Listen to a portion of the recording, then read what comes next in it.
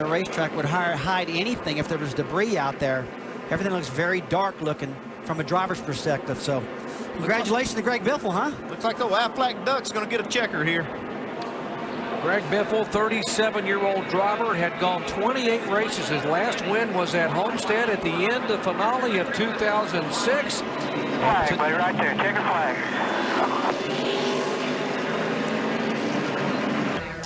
I don't know what to think. You know, I mean, I thought you at least had to finish on your own power across the finish line. You know, I don't know if we were supposed to wait on him or what we were supposed to do, but, you know, nonetheless, it was a good day for us. You want to win when you come back to your hometown. It's been a long day, and it's been pretty wild. Radio quit there at the end, and it's just, it's been wild. It does sound like you're questioning the finish. Well, I mean, it's kind of weird he couldn't make it across the finish line, but I don't think anybody knows. I mean, Jimmy and Jeff behind me didn't know either, so I don't know what's going on. After the race right there, they were having a little bit of a discussion about how things went down. But, you know, it's like... He's not happy. He's not talking Pinewood Derby right now. No, he's not talking Pinewood. It's like the Daytona 500s. You don't understand. I mean, that's the passion of our sport right there, of a guy who had a chance to win the Daytona 500 and felt like, maybe you could have helped me, buddy. Everything was fine. That's 4th and 5th. Looks like Clint got a little bit too loose on the bottom and didn't have enough room to catch it. And now the 99 has gotten into the wall coming off of turn 2. Yeah, I'm sure that he's had some problems. Yeah, he's blown a left front tire from that tire rub. Wow. Yeah, it just got worse for him. That's really unfortunate for David. He had a great run going, and he was just wasn't doing anything there. Yeah, he was running in 4th position, and Bowyer in 5th spot. He thinks that I come up into him. I never took. He has tons of room. Don't worry about him, man. He didn't do nothing wrong. You're fine. You talk to him about what happened here. We just got run into, and it knocked the left front fender in and cut the left front tire down, and it hit the fence pretty hard. Did Clint give you enough room? He said on the radio he did. Not from where I was sitting. I mean, the only thing between me and Clint is the wall, so I don't know. I'd have to see a replay, but I was getting a little tight on exit, so I was coming off a little lower, you know, to try to give my car a little extra room to get out against the wall. And if that's his version, fine. If you don't want to own up to wrecking me, it's no big deal. We just didn't race very smart today, but man, I don't know. I got my car tore up there.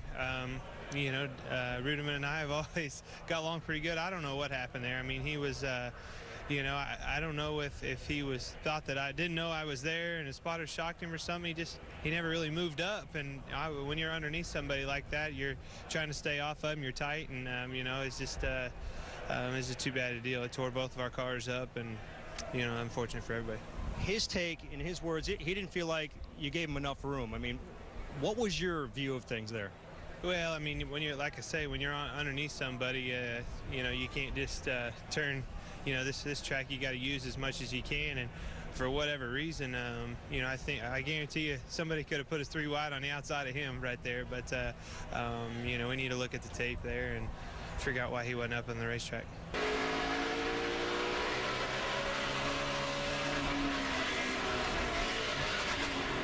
Michael Waltrip is the worst driver in NASCAR, period.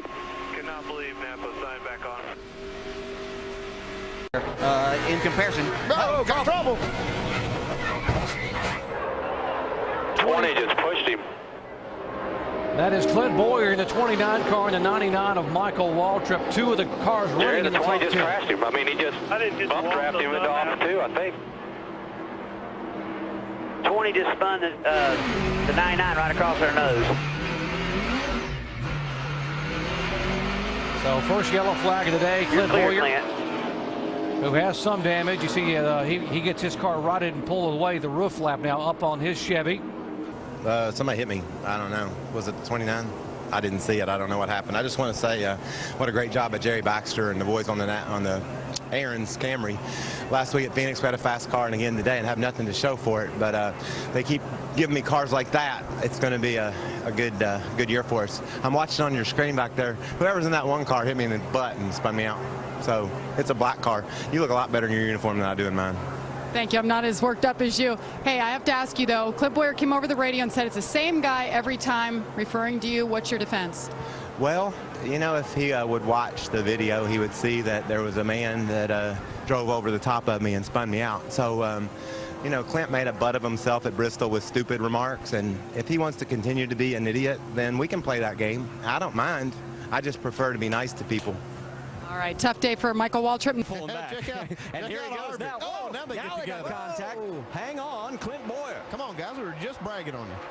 But the car had slowed down quite a bit. You can see how much damage right here, even before the tire blows out. Now the tire's down, and no way to hold on. I mean, I was trying to stay off of him, and he crammed it in there 3 wide like that. It's pretty early in the race. I mean, just trying to be patient there. We was a little bit off, and I was going to let him back around. He got, you know, hiccup behind somebody, but I don't know. Guess he's got a lot to prove. All right, we're going back to green flag racing, and this time, look out, crash on the front straightaway. Clint gets collected. Oh, the 98, and the 99 of Trevor Bain. There's some hard licks right there. McCumbee in the 09 also involved. I'm not sure Clint Bowyer didn't spin the tires on that restart. Either that, or could he have missed a gear? Let's go back and see if we can see what happens here. There's Hamlin. Here comes Bowyer. Yeah, he's coming out of the pits from where they were working on the car. Makes a hard right here. Huh. Show his displeasure with what happened on that last start. He saw it as intentional. I don't know that he saw it as much intentional, but something that could have been avoided. You know, that wasn't something that had to happen. The 21 who had pulled back out on I want you to take it to the trailer. And he has been told to take it to the trailer. So Clint Bowyer retaliates against Denny Hamlin. In the garage, everyone's known it for months. It's not 2 weeks old. This is something that's been going on for months. They've been warned for a long time, way before Richmond. So this is not something that, oh man, we got, you know, they just told us halfway after Richmond and going in the Loudon that our car's wrong. They knew it was wrong way before that, you know, and I felt like they wanted to get everything they could. You know, what did they have to lose, really? So, you know, you almost can't fault them for that. Flash forward to Saturday morning's practice. Kevin Harvick, one of the Childress drivers, follows Denny Hamlin out onto the racetrack and basically appears to be trying to send a message. He is upset. I don't like what you said, I think was the message. Little contact, a little more contact, a little more contact out on the racetrack. Both drivers called off the track by NASCAR into the garage where discussion ensued. Boys having a little bit of a heated debate on territory there. And, you know, it's very difficult when you're making the implication that someone else is cheating. It goes to the core. And Look at Ryan Newman. He gave Bowyer a shot getting there. There goes Newman. Newman's going to take the lead. That's exactly what I knew would happen. Yeah, it was just a bad situation for everybody. I mean, I had a good day. Clearly, those Hendrick cars were class to the field all day long, and that's the nature of the beast. I don't know what the hell the car was doing. He drove around there for 10 laps with no brakes and finally just stopped. That was ridiculous. But, you know, I hate it for those guys. I hate it for our guys. You know, we ended up 10th and should have been, you know, easily a 4th place finish there. And, you know, you got tires. They don't. They spin the tires. The 39 hits you in the rear. I mean, if I didn't go down there, the 39 was, and we just all run out of real estate. And that's the nature of the beast at this place. How about you and Gordon? I saw you down here talking to him. No, we're fine. You know, like I said, I hate it for him too. You know, we both come out losers in that deal. Well, Clint and I are friends, you know, and I have a lot of respect for him. He's a great race car driver, and I'm glad I talked to him before I talked to you guys, because I was pretty mad at him. And he said he got hit from behind, you know, from the 39, and I heard that from my team as well. You know, I didn't get the best restart, so when he first showed his nose down there, I thought, okay, you know, but we'll make it work. But he come through there with so much speed, there was no way, and you know, I had nowhere to go. Jimmy had nowhere to go, and a lot of contact between the 15 and the 24 down into turn 3 last time. Might not be done. Keselowski right there. Oh, a lot of contact this time. That seven turned left on me getting in the corner. If he's got a problem with me, tell him to come on. Relax, relax, relax. Well, the 24 at the end, I mean, I didn't want to. I was door to door with him, and he just turned left to block me, and I was already there. I mean, I hit the brakes and wheel hopped. You know, I hit him so hard to try to stay off of him, but it was just it was a bad deal right there. I mean, you can see. I mean, I was there, and he just kept turning left on me. I was like, "Hey, you better not do that." But it is what it is. I mean, it was a good day for us. Yeah, you know, we were on the outside, and I mean, we were sitting ducks on the outside, so I was just trying to get down, and you know, I felt like I got down in front of him, but maybe I didn't. I don't know. I haven't seen the video, but pretty typical Martinsville and Clint Bowyer in the 24 car here. I mean, it's not the first time. You know, I like Clint a lot. We race really hard together, and we were just racing hard right there. Run him high if you have to. Get this bitch pointed. Here side by side for the fifth spot. Clint Bowyer and Jeff Gordon. Contact on the left rear. Still there. Still there. All clear. All clear. We have trouble. It's Jeff Gordon. He claps the wall to the outside of turn 3. No caution. No caution. Where is he? I'm getting his ass. It's 24. He's probably looking for you. I know he's a moron for doing it. You need to be on your toes when you get to him. What did he do? I mean, I just barely accidentally touched him. He hit me in the right rear. Do what you got to do to get by him. Don't give him a chance to wreck you. Next car behind you is the 15. 8 back, 5 back. He's stopping now. He's stopping. Turning Clint Bowyer into the wall, collecting Joey Logano. Caution flag is out. That was a real act of a champion. Almirola slides in. Did the leader take the white flag before the caution came out? Let me to the garage, straight right.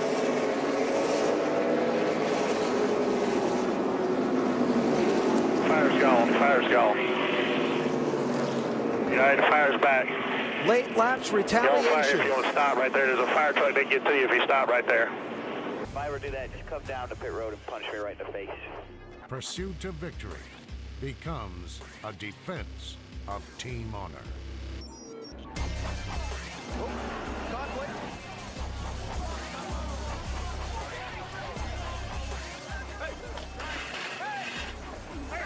Hey, where is that son of a bitch? They're taking care of it. Who the f*** is fighting him? Our whole big crew. Somewhere in the middle of that is Jeff Gordon.